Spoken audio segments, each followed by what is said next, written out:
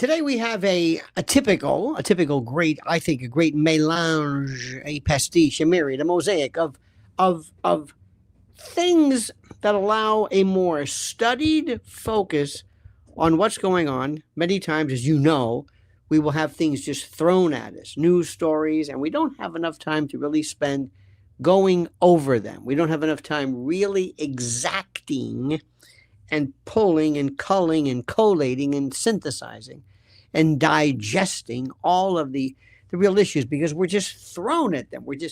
And we'll see the same, sometimes the same tropes and tropisms and ideas. So we're going to spend a little bit of time. Today's theme is very, very simple. Erika, just go away already. Just go now. We've had enough. You've had a nice run.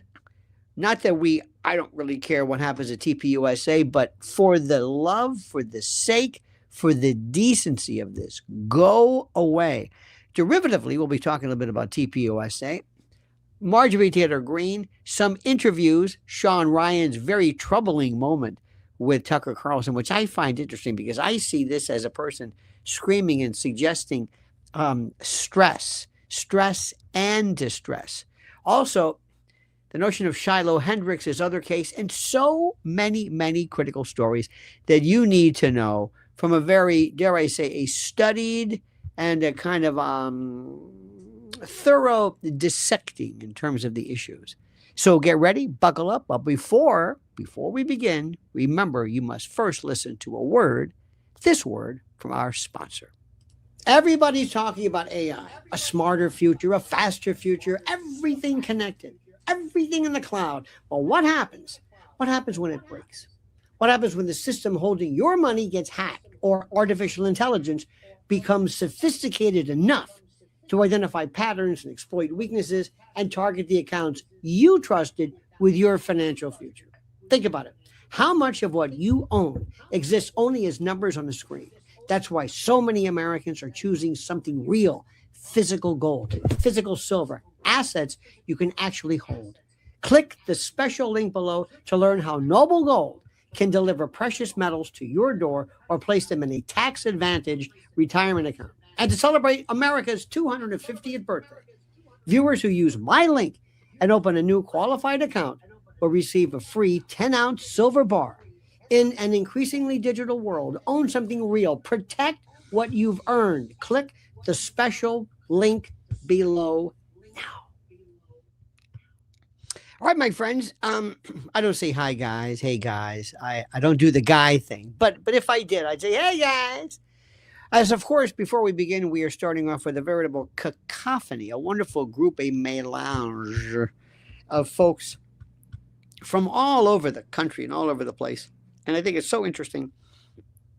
And the theme of this, I think you must understand, is I feel very, very strongly that the issues themselves are so complicated, we sometimes need to spend a little more time focusing on them. Just focusing on them, spending a little more time just focusing before we move on. That's that. So we will do that as well. And also, I don't want to necessarily cull and glean and pull and, sample from the usual, not the usual suspects, but the usual group of people, because frankly, sometimes we don't learn as much. I've always suggested to people, much to the chagrin of my Fox News friends, if you want to learn about what's going on in the United States, sometimes go to Al Arabiya or RT or TAS or Pravda, or go someplace foreign. And I know this may bother people. I know this is something that they consider to be, problematic, but it's true. And for whatever reason, people don't do that, and I don't necessarily know why. So, before we begin, let's start off with this.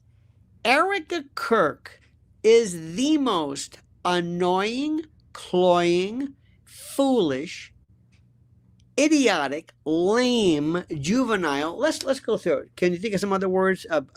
Juvenescent, puerile, sophomoric, jejune, base, synthetic, phony, insincere, clueless, detached, selfish, stuck up, everything self-centered, and playing the performative role of the new Christians.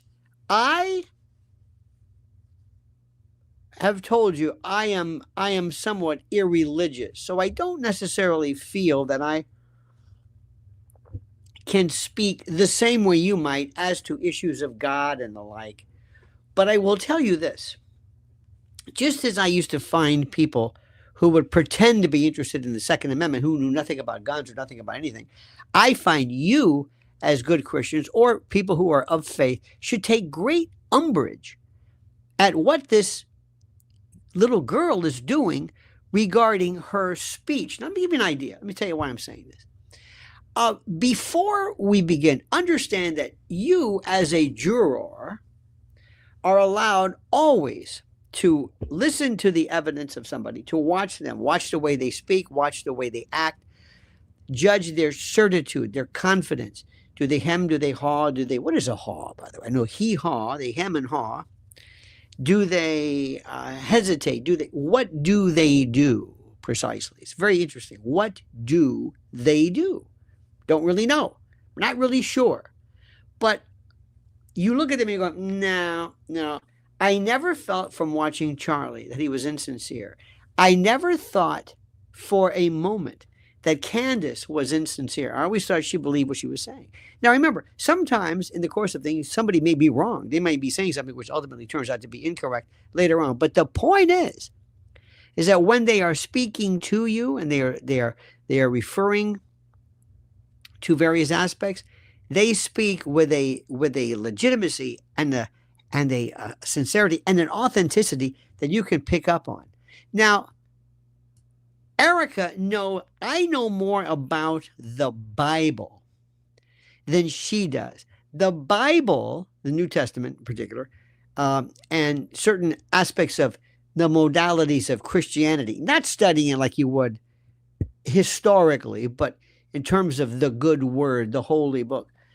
It's not enough to just spout something.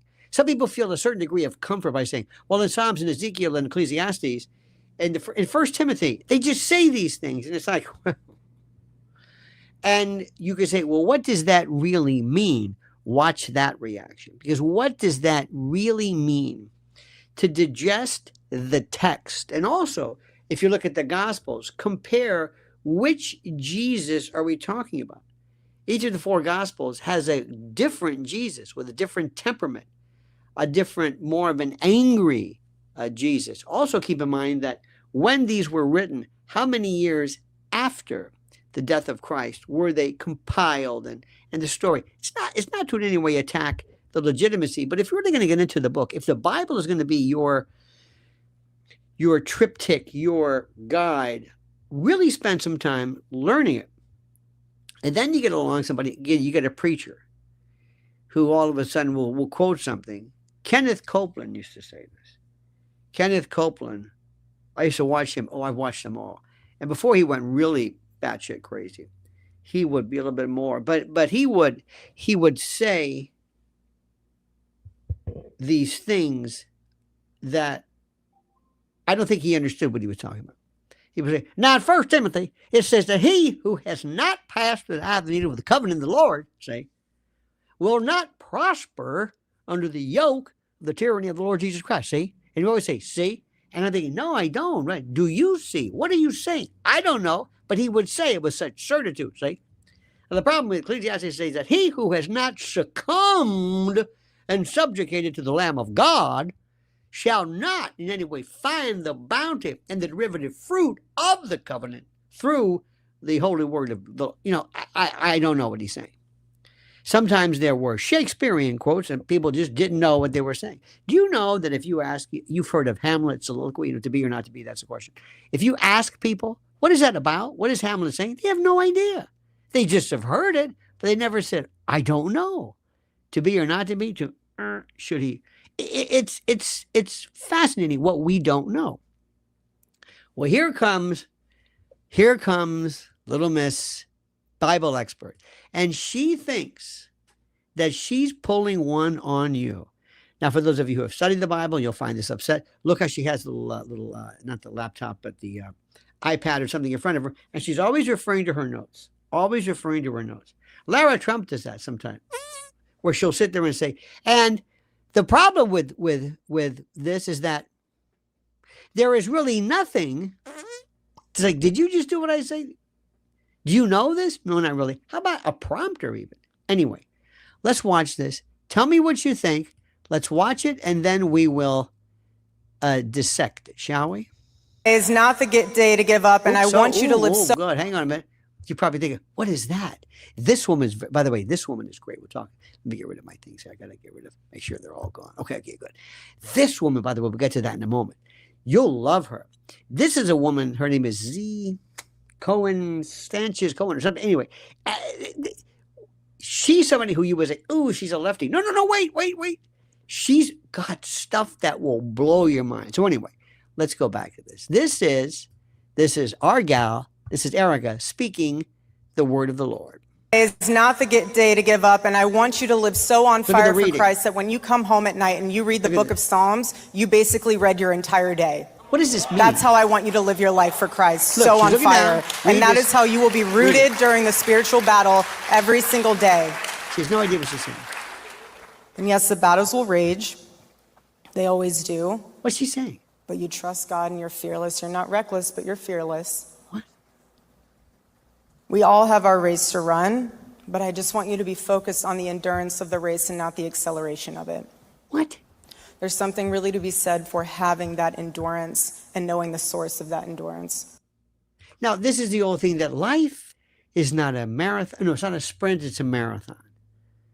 And when you're trying to speak to people, one of the things which is the hardest thing in the world to do, and again, this is from a trial lawyer's perspective, is you have to try your best to convince, to persuade. It's not enough for me just to explain something to you. I have to persuade you. I have to just knock them up and just remember. And also there are some people who don't know what you're saying. One more time, let me just watch this one particular piece. How this gets me. This one little part. I love this, the way she talks about when you come home and read Psalms. Do you think she's ever come home and read Psalms? Do you ever think that, seriously, do you ever think it's ever happened? I'll watch this very, very quickly. Listen to this. It's not the day to give up, and I want you to live so on fire for Christ that when you come home at night and you read the book of Psalms, you basically read your entire day. So on fire for Christ. One more time. Imagine Christ is saying, does she sound like she's on fire? I don't want to be picky, but I don't believe anything she's saying. Not the day to give up, and I want you to live so on fire for Christ that when you come home at night and you read the book of Psalms, you basically read your entire day. This woman has ever read the book of Psalms. She does not come home and read any of this stuff. I'm sorry. I know you're not supposed to say that. I know this is cruel to say that. I know you're not supposed to say that. I don't believe anything she's saying. I don't believe any of it. Nothing. And so if she at least tried that, I'd say, okay, look, she may not be the best speaker, but at least she's talking about something other than herself, other than how she's weathering the torment, how she's weathering the pain, how she's dealing with the hate and the that maybe, I say, all right, fine. Now, this is somebody I want you to watch. This is very interesting. This is a woman. Her name is Z to the Hill, on Z Cohen Sanchez. She is a lefty, but brilliant. And I want you to understand something, if I could. Don't neglect people who don't pass your litmus test. Do not do that. Do not put yourself in the position where you're saying, I don't like it because he's such and such. There is no litmus test. Watch this. And this is, she details Erika's view on porn before this iteration of Erika was born. Watch Ms. Sanchez Cohen. I just found extremely old footage of Erika Kirk that honestly I've never seen circulate the internet before, and it says a lot about who she is as a person. So let's talk about it. If this is the first time you're seeing me, I run the largest counter organization to Turning Point USA on the left, so don't forget to follow me. Okay, really quick to catch you up. So everybody knows that Erika has always referred to herself as an ultra-conservative. So much so that when Charlie Kirk was asked on his show who is more conservative, him or Erika Kirk, he laughed and said, "Oh, by far, Erika." But then why did I find this clip that doesn't at all fit with that narrative? Now, understand, she understands, this Z understands conservatism maybe better than Erika does. Then why did I find this clip that doesn't at all fit with that narrative? I have respect for the individuals that are in the photography industry, not because they're degrading women or anything like that, but because that's their field and they are professionals. So I give them credit for being able to have a job and make money. I really have to say that. Pornography. So if you want to watch it, turn on your pay-per-view. I want to remind you real quick that this interview was from 2012, which means that Erika Kirk was 24 years old. Can people change their views? Absolutely. But to go from something this progressive to then saying that you are more conservative than Charlie Kirk, somebody that led the conservative movement, to me just sounds like you're lying. Now you're running an organization that is firmly against the adult industry and sex work. I'd love to hear your thoughts on this, and if you want more updates, then remember to follow me to Unfuck America. I'm sorry, I wish you would change the name of that, but what she is saying is scintillatingly perfect. Listen very carefully. Number one, I believe absolutely positively in a lot of things that I believe you have the right to do, but I do not recommend it. Drugs should not be subject to criminal sanction at all, period. End of discussion. I think you should be able to do drugs without going to prison. I don't want you to. I don't do them. My friends don't do them. People I know don't do them. But I think you should be able to if you want, without the government. I think you should be able to smoke cigarettes. I don't smoke them, but I did. You know, there was a time when, but still, and I kind of wised up. So I understand it. It's very interesting.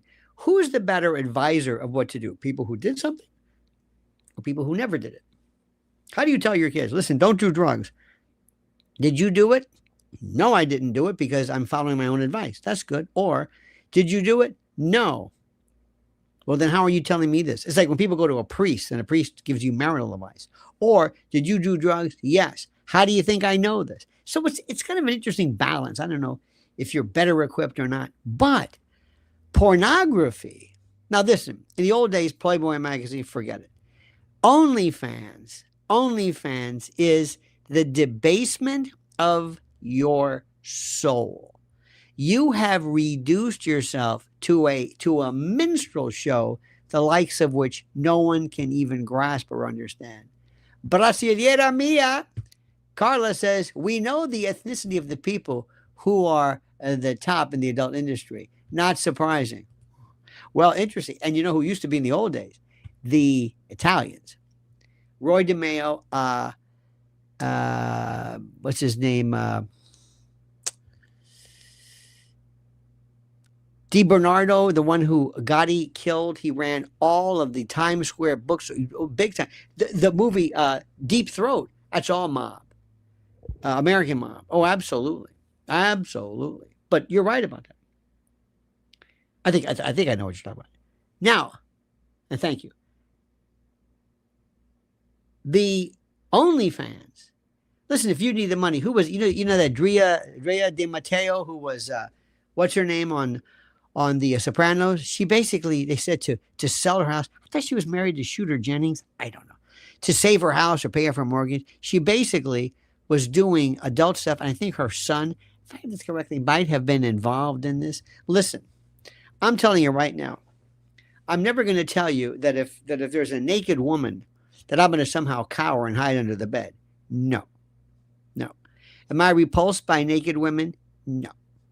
No, I'm not. I would lie to you. But what I am telling you is that if you do this, if you do involve yourself in this, it's absolutely debased. Let me also throw in the beauty pageant industry. Let me tell you something which is really hard. little background. I represented a few, but a friend of mine when I was in private practice, they owned a lot of these strip bars. Tampa of Hillsborough County, Florida. They had nude dancing and lap dancing and things before anybody had them. Joe Redner and the Mons Venus were famous. I mean, completely, totally, 100% nude. No, I mean, none of this stupid stuff on The Sopranos, no bada bing. I mean, nude. And God knows a lot of stuff that went on. Massage parlors and lingerie joints. It was all over the place. And I had one client in particular who was the nicest person. She was a dancer. And she was hit for a lewd and lascivious. Make a long story short. I think her husband, I think her husband was a cop. The nicest person you've ever met. She did her stint, made a lot of money.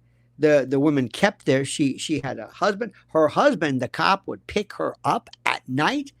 The owners were very, very protective. I mean, but she would tell you, she says, listen, I'm not going to fall in love with these people. They want to see me. I'm young. I can do this. I dance. I think about someplace else. I make the money. I'm not a prostitute. And I respected that. She knew exactly what she was. She goes, I'm not a beauty queen. I'm what I am. I'm young. I mean, people, let's face it. And I really respected that. There were other people, by the way, who the beauty pageants delusional, because not only are they smart and talented, but they're gorgeous and they're fetching and they're like sirens. They are so beautiful that they lure you. That's the Erika part. This is the beauty pageant. They're completely demented. Then there's OnlyFans. And intellectually, better you be able to do that, make the money, somebody else gets a cut, but it's yours. It's just like when the porn industry became allowed people to do videotapes and things, whatever, fine. Maybe it's just like also music. You don't need recording studios. You can do it at home. Okay, fine. But if you are a woman and you do this and you're basically doing gynecological lectures in front of cameras, in front of people who are spending money, you say, hey, Toby, how do you like this? Look at this. Take a picture. That's debased. Now, I'm just telling you, you should be able to do it if you want to. Personally, it's disgusting. You're telling me you are, listen, I know it makes money, but you can also sell drugs. And I know it's not illegal. But I'm not one of these people who people would say, you remember years ago, they said, Playboy's one of the things. Oh, my daughter's in Playboy. We're so proud. I'm not proud of that. Your body is yours. Your body this is very, very simple. And also sometimes I'll go so far as to say, even stuff on the beach, nude beaches, things like that. Am I a prude? No. I know people do this. You're asking me what I think. I think there's something wrong with that. I think you're telling me about yourself. Modesty is sexy. Self-respect is sexy. The idea that, oh, no, this is for you. I don't walk around with this hanging out. No, this is for you. I don't understand. I just don't get how anybody can think like that. Enough of my lecturing. This is Erika. Now, Erika was young. You mean to tell me she's done a 180 since then? Is that it? She's done a 180. She doesn't believe what she's saying. She doesn't believe what she's saying. She doesn't believe what she's saying. Yes, and somebody said, she even changed the color of her eyes. And, listen, sometimes people do this. Sometimes people will do mammoplasty, will do all kinds of cosmetic stuff. Whatever, great. Change the color of your eye? Well, I guess. Brett says, I love when you comment on Nick Fuentes' ex-post. I think it's strange he is so opposed of questioning Charlie's murder. Nick Fuentes, by the way, I keep saying by the way, excuse me. Nick and Hunter. Nick Fuentes is a young man who is just out of his tree. Completely out of his tree. He doesn't know where he wants to be when he lands. Now, let me show you this much. This is another one, too. I want to ask you this question. This is TPUSA. Would you let any of these people pick your kid up from school? Okay? Very, very simple. Can you imagine if you have a neighbor who say, "Can you pick my son up?" "Yeah, I can do it." You know, you have a neighbor or somebody you know say, "Yeah." I've got friends of mine saying, "Of course." Ask yourself if you would want any of this trio, this troika, this triad, to get near your kid for whatever reason. We brought Mikey in, and he was I mean, so young as young. Charlie's assistant and handler, and Charlie's handler. Okay. has been around, like, again, one-on-one Well, with Charlie. We have two more Most of the clips. videos you see of Charlie, Mikey is taken over the last 5 years. Next to it. Or, we have two more clips. They're short. I say just play them both, 87, 88. Just play them back to back, guys. Would you let any if your kid wanted to, let's say, play Little League, would you let any of these people coach your little boy? Would you? I get creeped out when I hear them. I mean, I get creeped out. This whole group. Who are these people?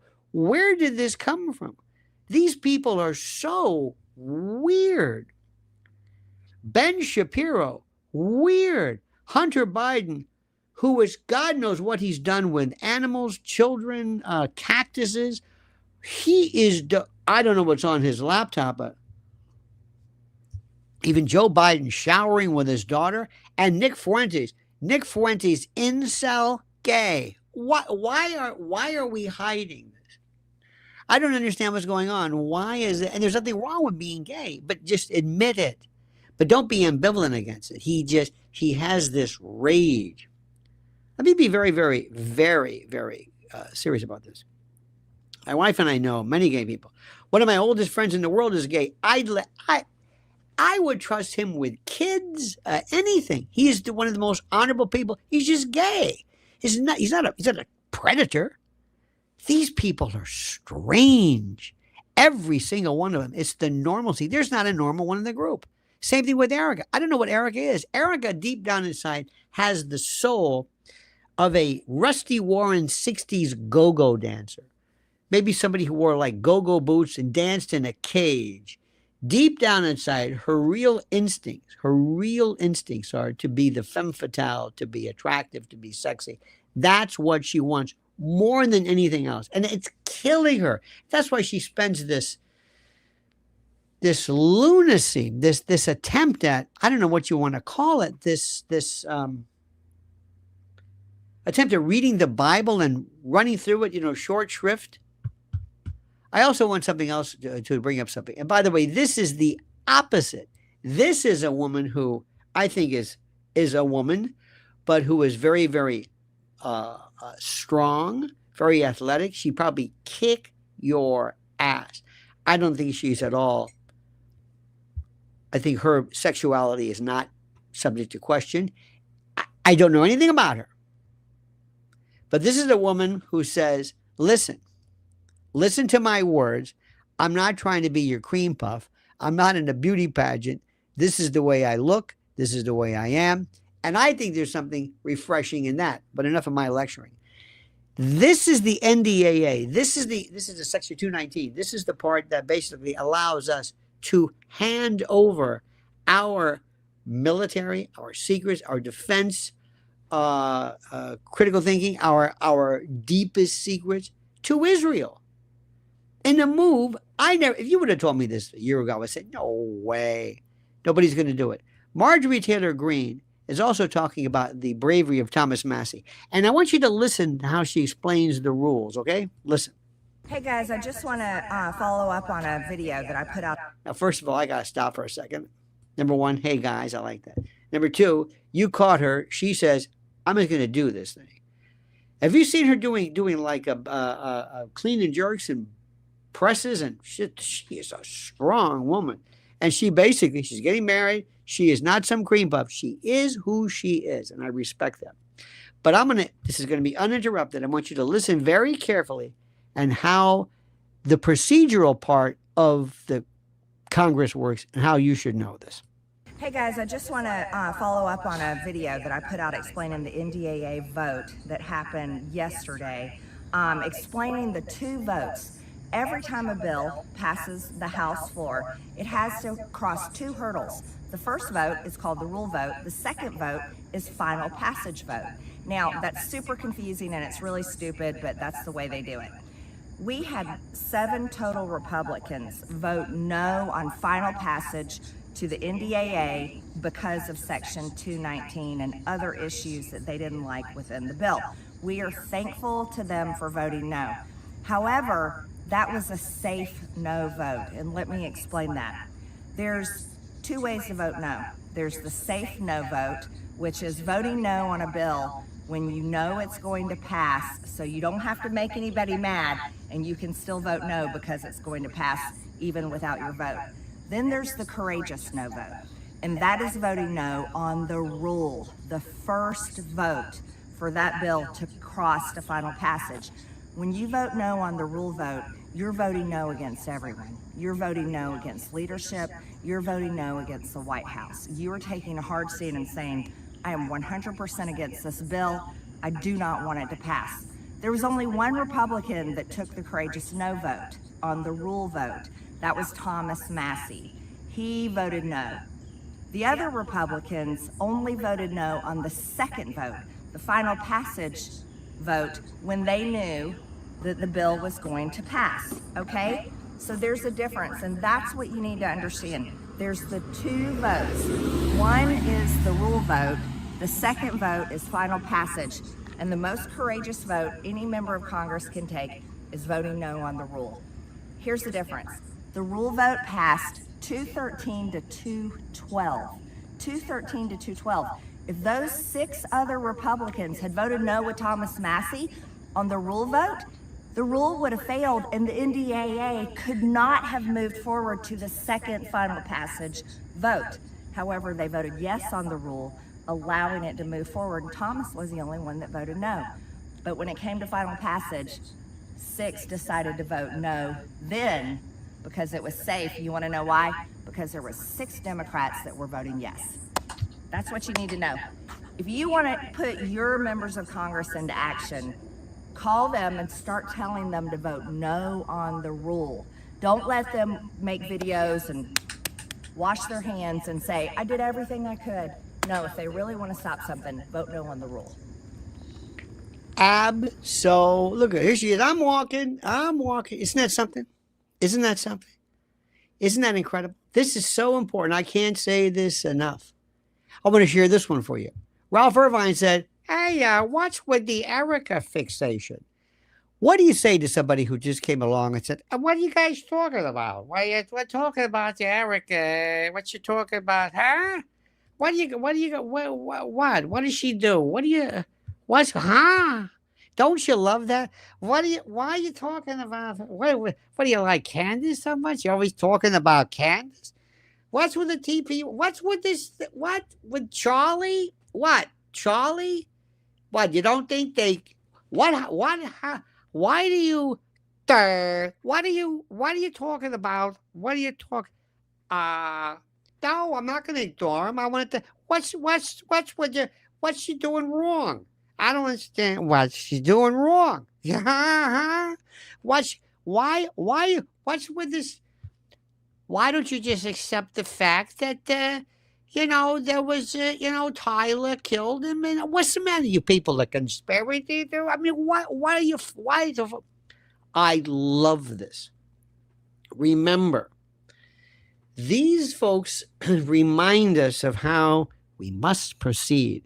And then no matter how clear we are, no matter how limpid and pellucid and obvious we are, there are so many people who just don't seem to get it or want to get it.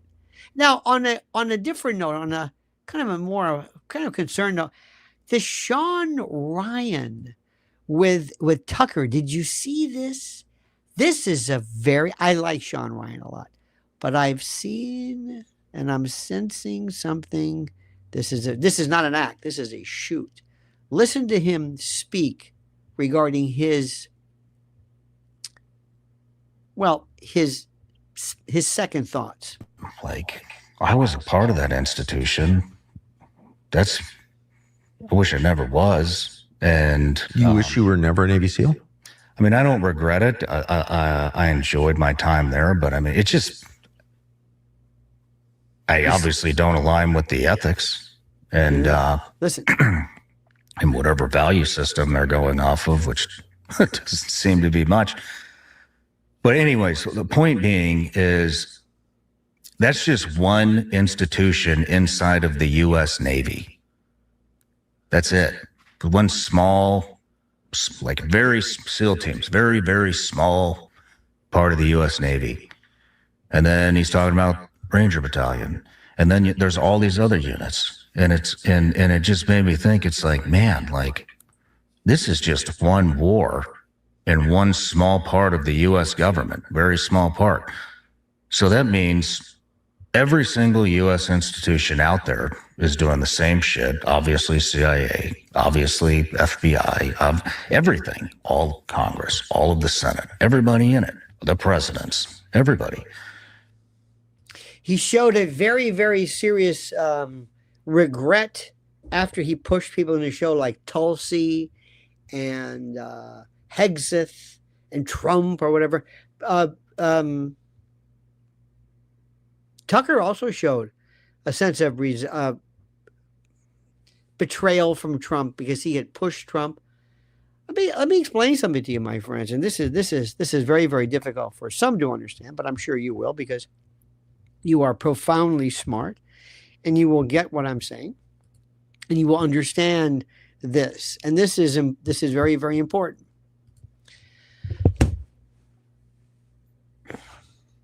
What we are doing about what we are engaging in as civilians is something that I want you to think about. And I've given you a kind of a smattering of different things to concern yourself with.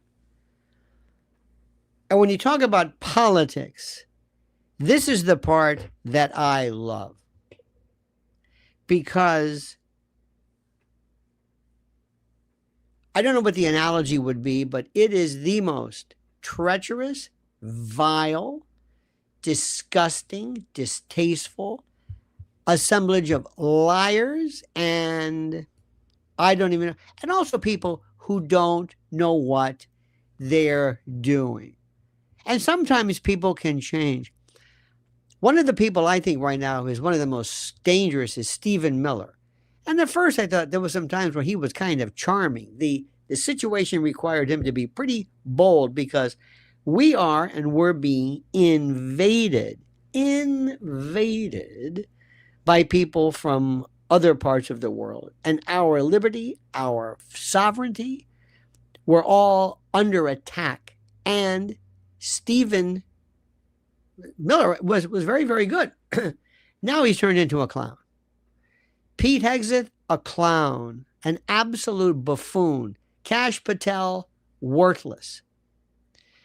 Dan Bongina, trying so desperately to find his manhood or something, whatever he left. He was there. Pam Bondi, who? Just forgotten. And President Trump, the original President Trump, I was listening to him when he was running. It was beautiful. Someone got to him. Someone got to him. Was it compromise? Was it something in the Epstein files? I don't know. But if you told me that was it, I'd say, well, that explains it. How do you do a 180? Look at Erika, where she thought about pornography. Well, that's okay. And then later on, I changed my mind. Very rarely, I don't know about you, but I don't really change my mind about fundamental things. I might nuance something. There might be some new data.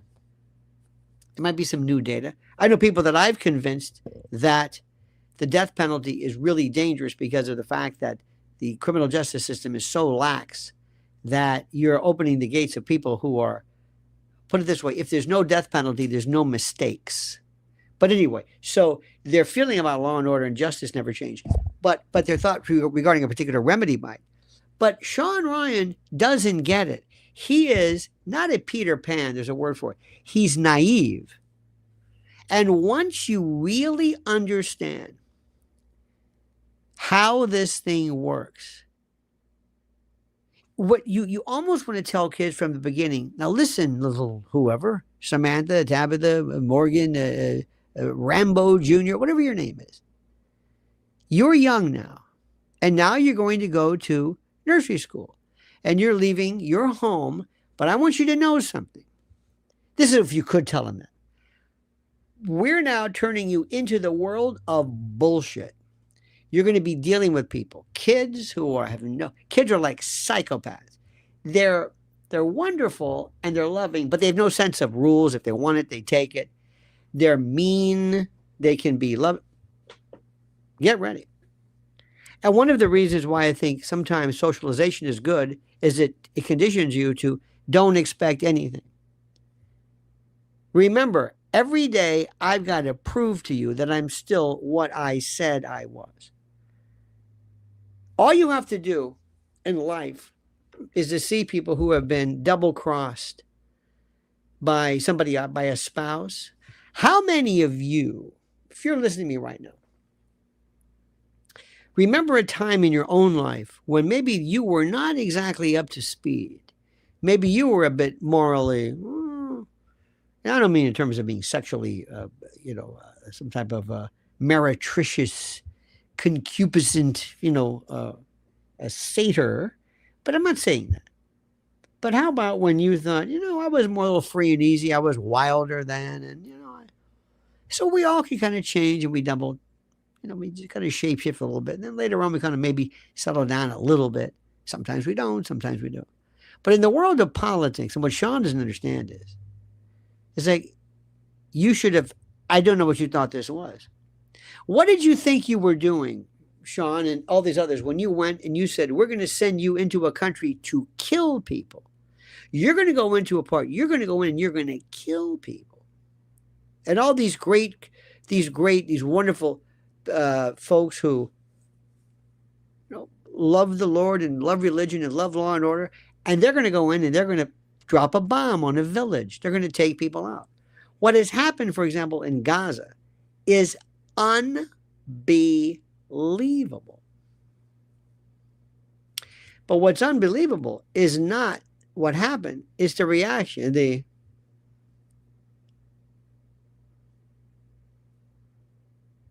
When Sean and his cohorts, and by the way, I like him. I think I like him.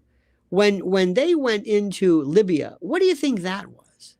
The people in Libya loved Gaddafi. Gaddafi was, especially the Faizan, the black.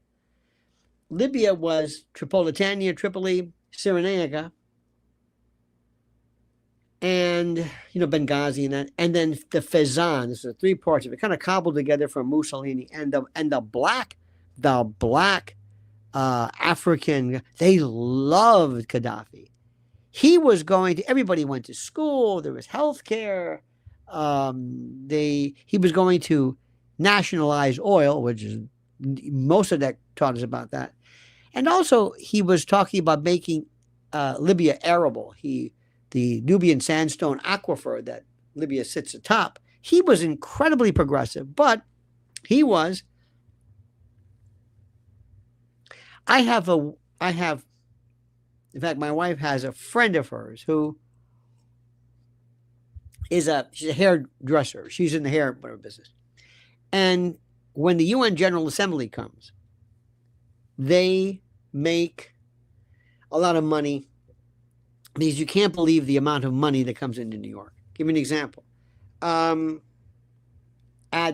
Bergdorf Goodman on Fifth Avenue, right across from Louis Vuitton.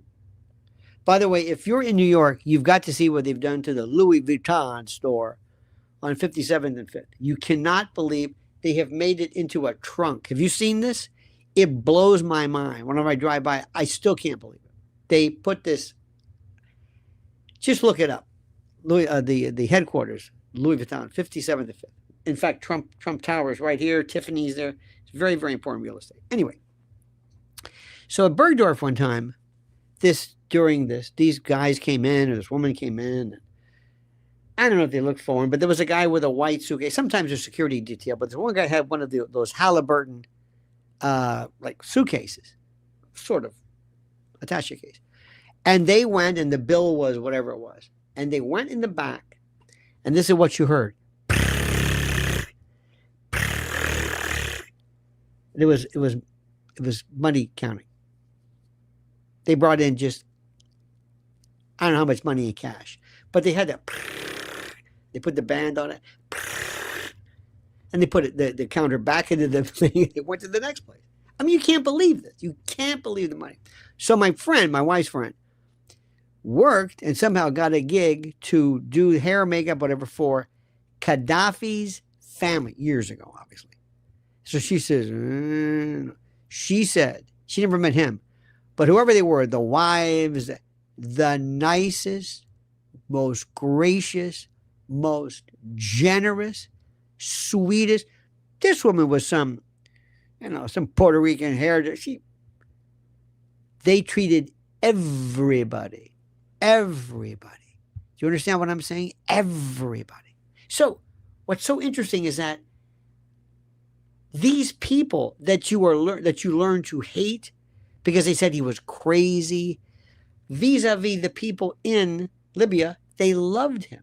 Now, if you're Sean Ryan and you are a Navy SEAL, by the way, special shout out. I want to say hello to my good friend. His name is I'm Driving Faster, who loves little noises you make. I don't know if that's what you mean, but I love noises. They punctuate the nothingness with a sonority. Now, but Sean, when you went and learned and did all this stuff in Hell Night, you were being sent into a country to kill people. No questions asked. Just kill them. We'll take the responsibility. But if we send you into Afghanistan, kill them. If you're going to go into here, kill them. We will. And we can go on and on. And situational ethics allows them and you to just say, oh, well, that's kind of the way that is. That's it. I always want to say hello to my good friend Tiffany as well during the courses of this event. So, Sean, where do you think you are? Where do you live? What world do you live in? What are you talking about? Tulsi Gabbard? Do you think anybody in there? Do you believe anybody? Well, no, you can't. Because if the situation arises, because it's self-preservation, Tulsi Gabbard is not going to be able to do what she wants. You're not going to be able to do what you want. When you run for office, that's one thing. When you get into office and you realize, ooh, we got a problem. And for those who think you can just walk into the Congress and say, you know what? I am here to cut all ties with Israel, as Lindsey Graham. By the way, Lindsey Graham is gone. I haven't had that final goodbye. Mitch McConnell. Is Mitch dead? Where's Charlie buried? We'll talk about that later this evening. Where's Charlie buried? Is he buried anywhere? Ooh. Is it funny? That's our middle name. Ooh. I don't know. Charlie? I don't know. But we love Charlie. Yeah. Well, where is he buried? Was he cremated? Candace believes he might be cremated. So, anyway. But these people are very interesting. Tucker speaks sometimes of a moment where huge changes, like feelings of guilt. I understand that I'm basically, it's wrong, but nothing shocks me. I've been doing this forever, and there's been one lie after another. You can't tell people what you want to do. And sometimes when you think you're doing the right thing, Ronald Reagan thought he was doing the right thing with Iran-Contra, but then there was the Bolton Amendment, which he violated. George Herbert Walker Bush thought he was doing a good job with that no new taxes, and that skewered him. So this is something which is very, very sad, very, very sad. But I got to tell you something. It's very, very, it's sad, but you can't be in this business if you think this way. Now, let me explain this one. Why it's so interesting, the Erika part. And again, I love people who say, what's with this fixation? Oh, God, I love that.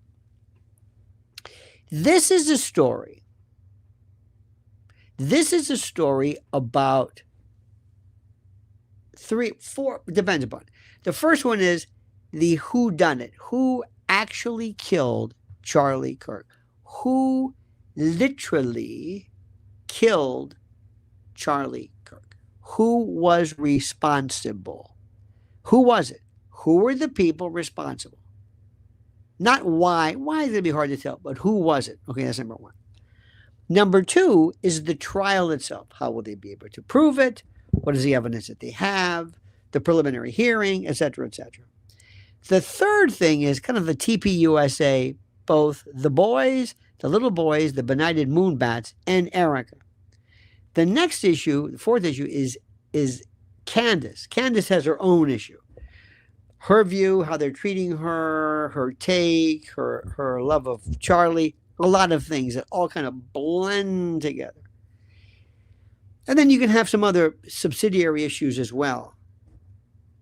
But it's one of the best stories ever. And one of the stories, one of the things, is this woman called Erika. And without a doubt, especially with women, they can't stand her. Now, nobody likes Erika Kirk. Nobody. Nobody feels moved by her. Nobody feels like all of a sudden she's this, this Billy Graham of, no. Nobody's buying this. Nobody buys this. We don't buy any of it. Never did buy any of it. It's just, it's a joke. It is absolutely, positively a joke. It's a joke.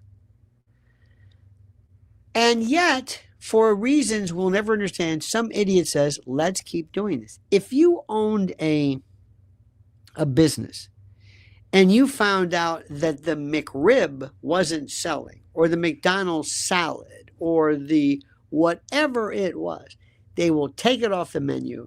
They will respond to what people are saying. This is a kind of a stubborn move. This is a bunch of little children, little boys, strange boys who have a lot of issues themselves. And that Blake Neff, oh my God, this guy has a simmering rage in him against women and black people. And I mean, he is a wow. And it just doesn't mean he's not a smart person. He certainly is. But if you realize that what he wrote anonymously, his nom de plume, when he worked for Tucker and Fox News, it's really something. There is a rage, kind of an unaddressed rage. Let me give you a little side note right now. As you traverse through this life, you meet different types of people. And when you meet more than one, you say, oh, there's a theme. One of them is the closeted whatever. When you say closet, you think of normally gay. It's like, no, sometimes people have something in them. There's this personality or something that they want to get out but don't know how. But an unresolved gay person is, there are so many gay men. I mean, I can't tell you half of what I'm hearing because it's really unsubstantiated and it's interesting.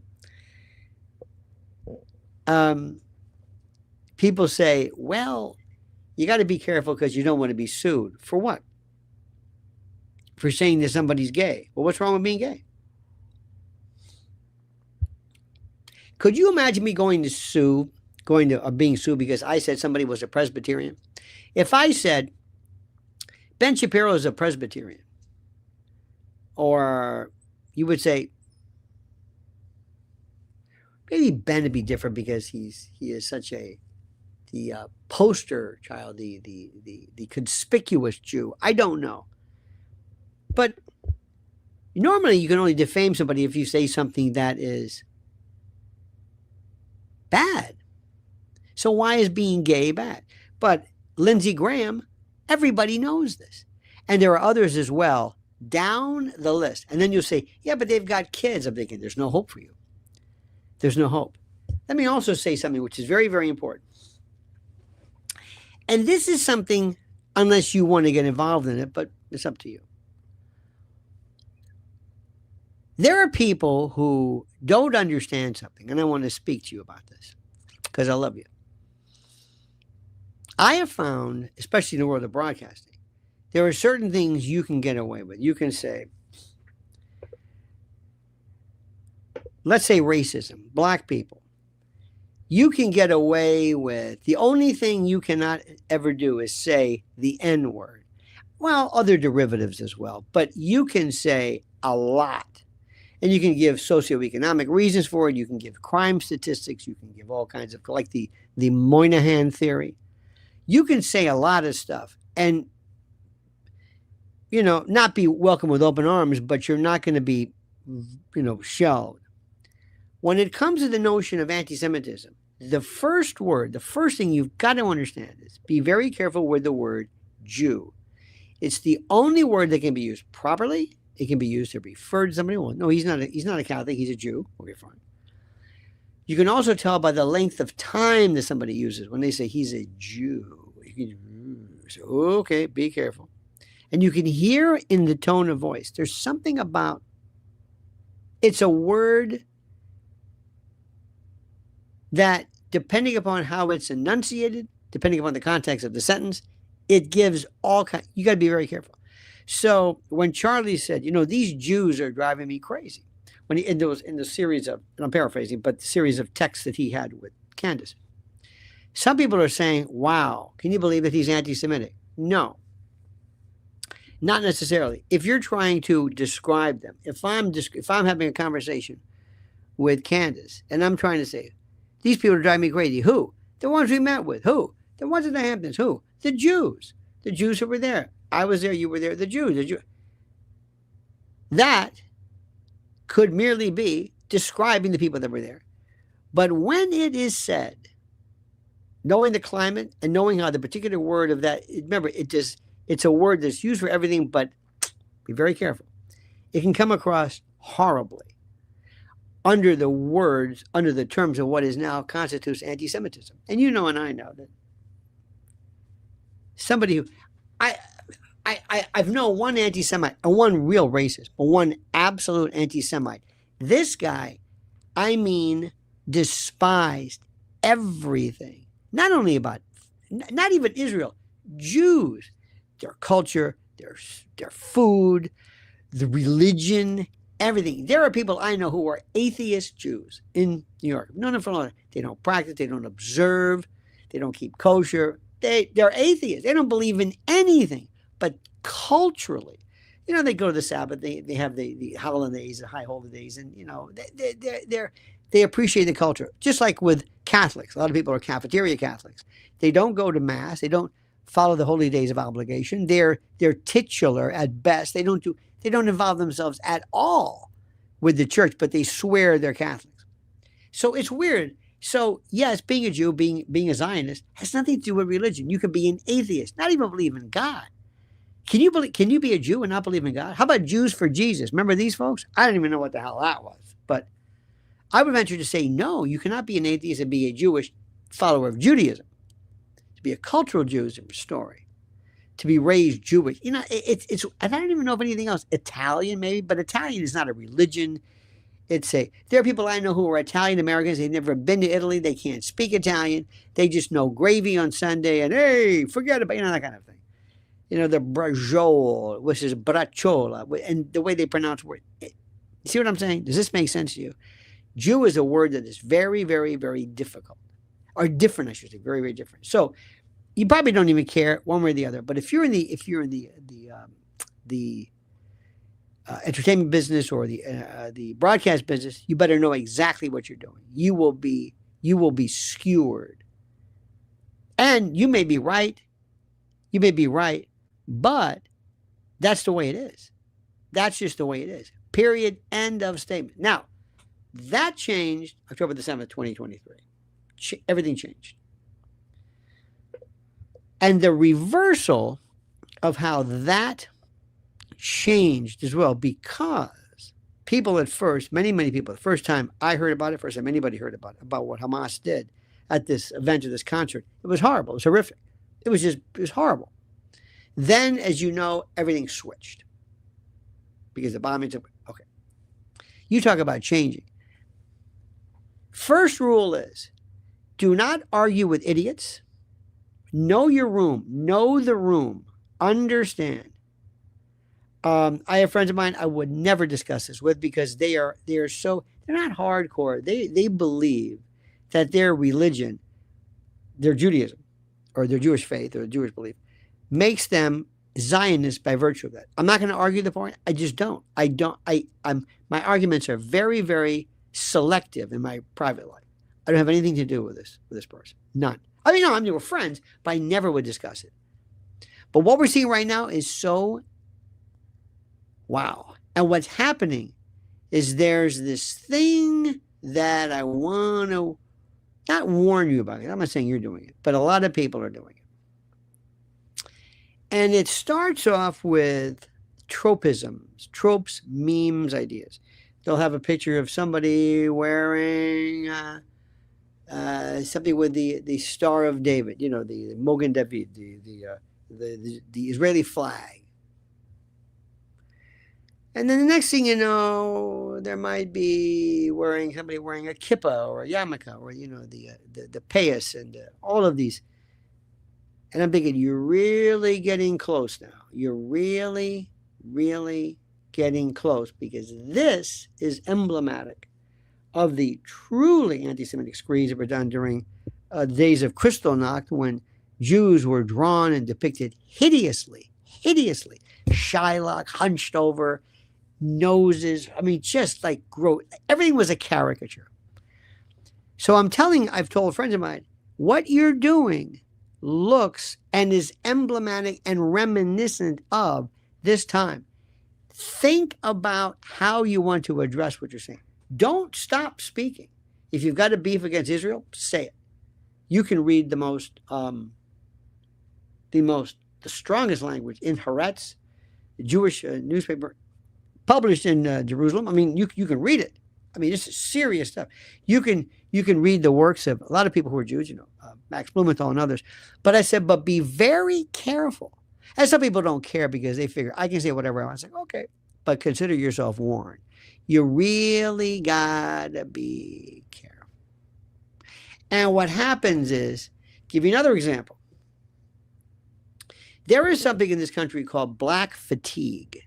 You might have heard this. And black fatigue is people, including many, many black Americans, are tired of these swarms, mobs, hordes, passels, murmurations, flocks of troublemakers who will go to a Chipotle and tear the place up. Or there's something that always, people who will go into a restaurant, run the bill up, and everybody just bolt, and they're caught on camera. And they happen to be black, but it's not a black thing. It's like these people did it, and they're black. I am an absolute fan of Karens and people thrown off planes, thrown off of shoplifters. And there was a group of people the other day. Let me tell you what happened. Police came, and I don't know what happened, but it was a group of this. I didn't create this, they did. Maybe 5, 10, who knows how many people, screaming like you cannot believe, wearing bonnets. The bonnet I never knew, that's a fairly new accoutrement, just headwear. And I looked at this, and I was about to post the picture of the police were. I thought, no. Why? Because, follow me, the reality was so bad that it looked like a parody. The reality, what you saw, untouched, this. Now, here's the rules. Go ahead and post it. Nobody's going to stop you. Nobody's going to put you in jail. But you are entering into an area that you might not want to be in, or that you don't necessarily have to be in. And I'm not going to list the names. There are a lot of people who I think do a wonderful job, and I love them to death, and they're right, spot on. I agree 100% about their thoughts and ideologies, unended regarding the Middle East. But when it comes to Israel, boy, they are in for a rough landing, because I've seen this before. I've seen it. You just have to watch kind of what you're saying. And you could say, well, that's not fair. You're right. I have a right to say it. That's right. But I want you to remember something. Pick the hill you want to die on. That's all. And we also live in something which is important. Everything that you do now has permanency. Can you imagine? I want you to imagine your bachelor party, your bachelorette party. Imagine your high school days. If you had had a camera, you don't even know where you are. And you had, I remember one time, I'll never forget, I showed up, I heard somebody had a party. And I went in, I thought it was somebody's house, but the parents were away. And I was soon to be, they were trashing this place. I got out of there so fast. I said, this is not good. I know what's going to happen. But had somebody had a camera, I'm there. It turns out they did call the cops after we left me. It was bad. But I wasn't doing anything. I wasn't doing anything. It's a different world. And kids right now have got to understand that they are forever able. Look at Erika. People went back in 2012. What she said then, it's forever.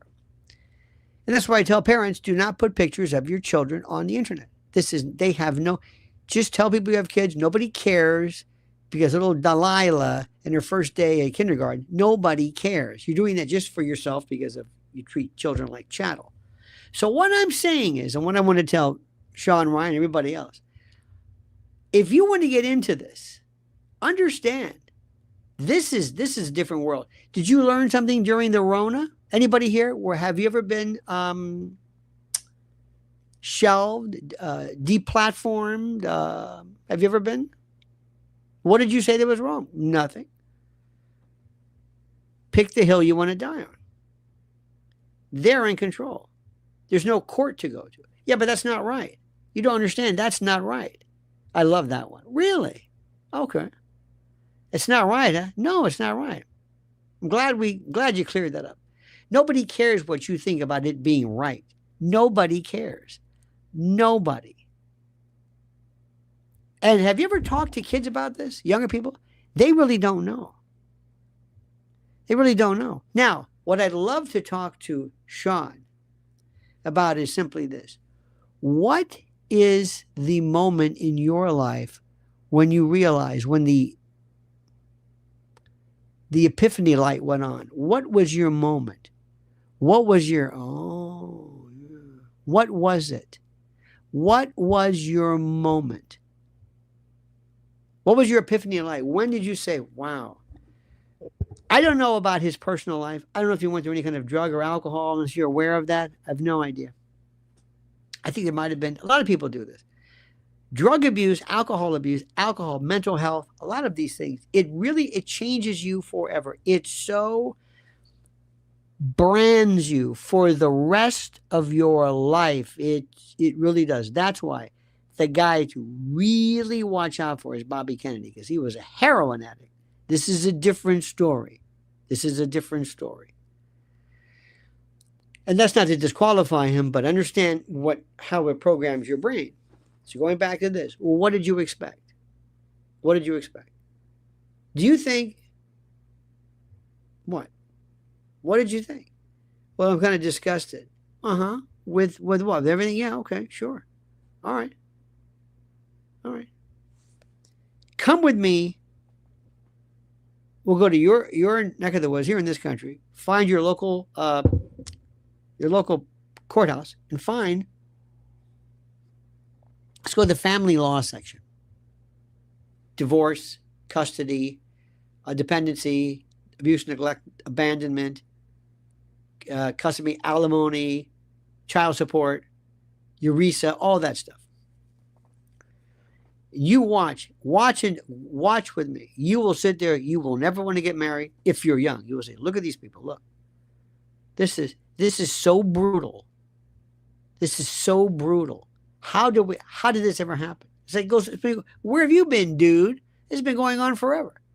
You didn't know this? No, this is awful. See that family? This father abandoned this family. These kids are being taken away because the boyfriend that mama brought in is abusing the daughter. I mean, it's just horrible. And there are people who say, I can't do this anymore. What do you mean you can't do this anymore?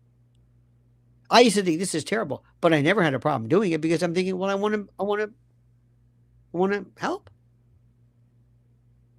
Sometimes people like Sean, bless his heart, are very, very sensitive. And they realize, like, I just can't do this anymore. It's like, listen. And I want to say this in a nice way. In a nice way, okay? In a nice way. Are you with me? Okay. Don't take this the wrong way, Sean and others.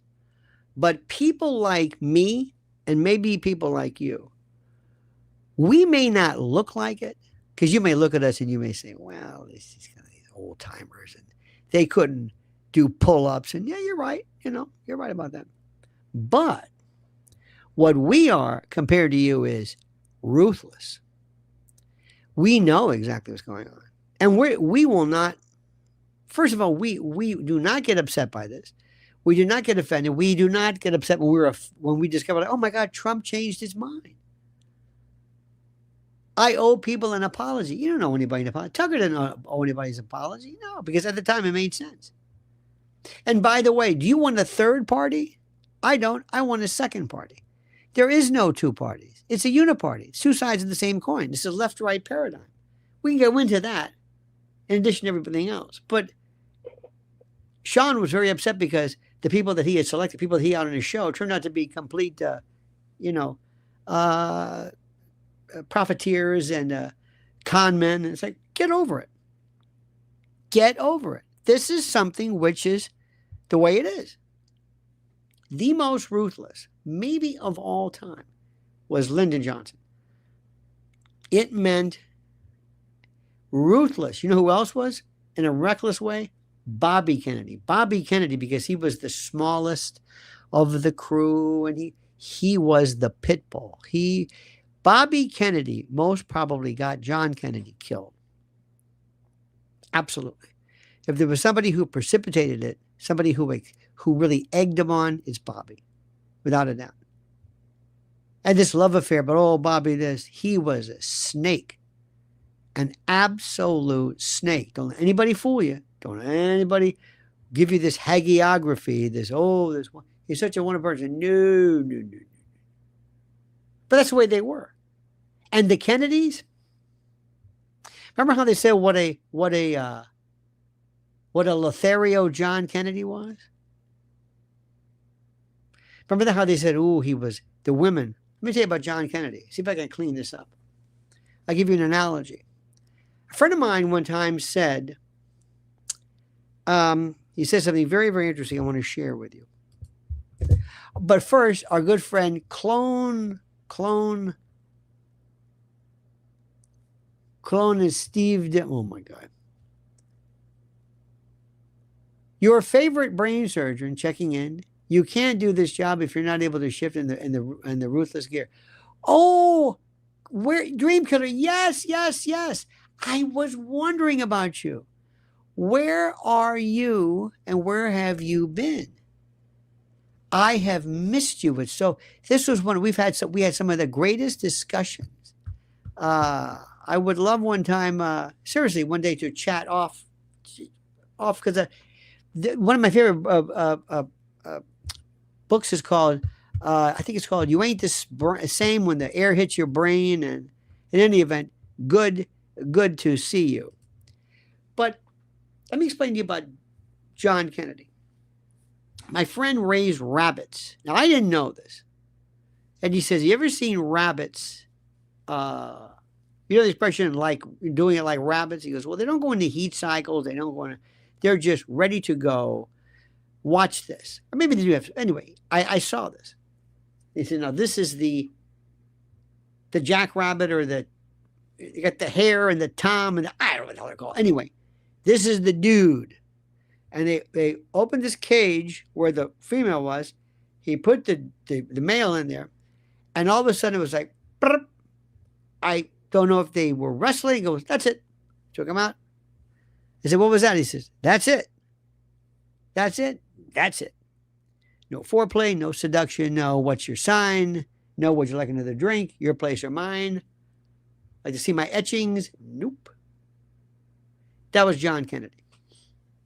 People said they could not believe how fast it was, how detached it was, and how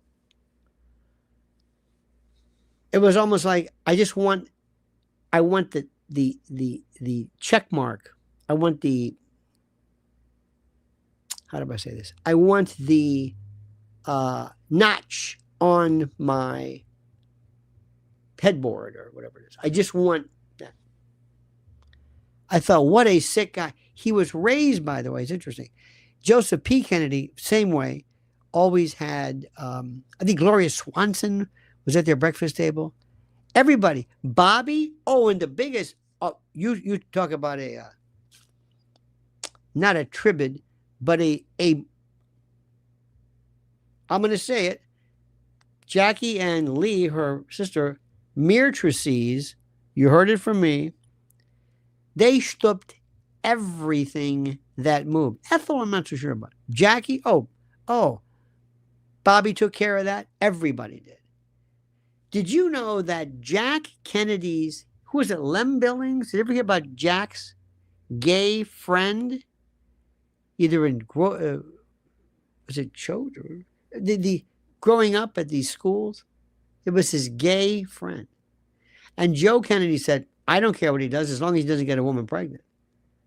And Jack, purportedly, and this gay, I think it was Lem Billings was his name, they would, because to Jack, it didn't matter. Sex meant it had nothing to do with anything. Rules, gay, straight, fidelity, married, me, hedonistic, pleasure. I don't care. It doesn't matter. Don't care about that. I don't have to follow the rules. I don't even, and he wasn't gay. I know that sounds weird, but he wasn't. So this is how these people think. They're the worst. Bobby Kennedy Jr., who had a book with all the women he's had, he writes down, remember that he wrote down how they did? Because he was raised that way. And to be a Kennedy meant, well, this is what you have to do. This is what you have to do. And it's just, so this is who these people are. So Bobby Kennedy later on says, I'm the Kennedys. We can do whatever we want. Really? Yeah, okay. And first of all, he pissed off Allen Dulles by telling him that he was going to fire him, and did. He was going to shatter the CIA into 1,000,000 pieces. He goes, really? They hated J. Edgar Hoover, and Hoover hated him big time. They hated Martin Luther King, too.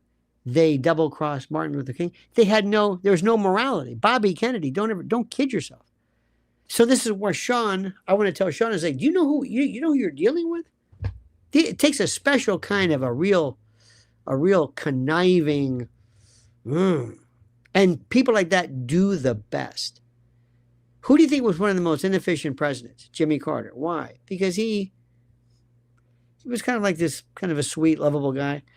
When he was a young man, you know who was a wild man? Reagan. Reagan and Nancy, and Reagan, many people suggested that during the 30s and whatever it was, when you're in, they always talked about Jagger and Bowie, and when you're in this world, there's no such thing as right and wrong and left and right and gay and straight. It's just, hey, well, this is what I want to tell, again, back to this, Sean, you got to be more like us. See, we don't lose ourselves in this. We accept it. I don't melt in the heat. I know that the person I'm going to talk to agrees with me for now, that I can trust them for now, that I can maybe,